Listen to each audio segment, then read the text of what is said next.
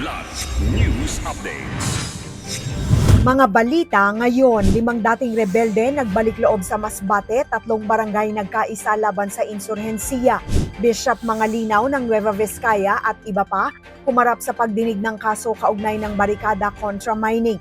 10 residenteng papunta sa kasal sinagip matapos tumaob ang motorbangka sa Cebu.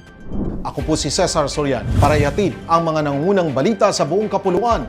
Ngayon, Patuloy ang paghina ng suporta sa armadong kilusan sa Masbate matapos sumuko ang 3 pang dating miyembro ng Communist Terrorist Group o CTG sa 65th Infantry Battalion sa Kataingan noong June 22, Lunes. Dahil dito, umabot na sa 5 ang mga nagbalik loob sa pamahalaan sa loob lamang ng 4 na araw kasunod ng pagsuko ng 2 pang individual noong June 18. Isinuko rin ng mga dating rebelde ang isang Garand rifle, isang caliber .357 revolver at mga bala. Bago nito, nagkaisa naman ang mga residente ng Barangay Libtong at Maaanahaw sa Kataingan at Barangay Santa Cruz sa Placer sa isang indignation rally noong June 21 bilang pagtutol sa karahasan at iba pang aktibidad na iniuugnay sa CPP-NPA-NDF. Naglabas din ng resolusyon ng Barangay Libtong na nagdedeklarang persona non grata ang naturang grupo sa kanilang lugar bilang pagpapakita ng suporta sa kapayapaan, seguridad at kaunlaran sa kanilang komunidad. Humarap sa Municipal Trial Court ng Kasibu, Nueva Vizcaya si Bayombong Bishop Jose Elmer Mangalinaw nitong June 23, Martes, kaugnay ng civil case na isinampa laban sa kanya kay Father Christian Dumangeng at iba pang individual na iniuugnay sa pagsuporta sa barikadang tumututol sa isang mining exploration project sa bayan. Ang kasong forcible entry ay isinampa ni Rosario Cama na kumikilos sa personal na kapasidad at bilang leader ng Bugkalot, Ilonggot Tribe.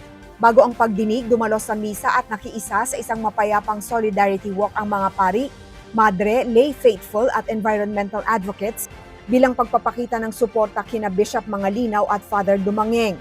Sa inilabas na pahayag ng obispo, iginiit nitong pastoral at hindi pampolitikal ang kanyang pakikilahok sa usapin at bahagi ito ng advokasya ng simbahan para sa pangangalaga ng kalikasan at mga komunidad na apektado ng pagmimina.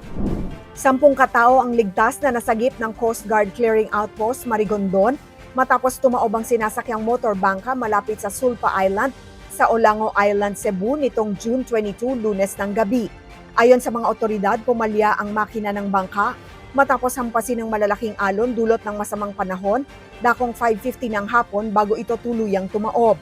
Lula ng bangka ang 9 na pasahero at isang kapitan na patungo sa Panganan Island upang dumalo sa kasal noong June 23. Agad ring rumesponde ang City Disaster Risk Reduction and Management Office o CDRRMO, Philippine Red Cross at iba pang rescue teams. Walang naiulat na nasawi o nasugatan sa insidente. Para sa Kidlat News Channel, ako si Rosalyn Sinchonco, nag-uulat. ako po si Cesar Soriano kasama nyo sa bawat pagputo ng balita.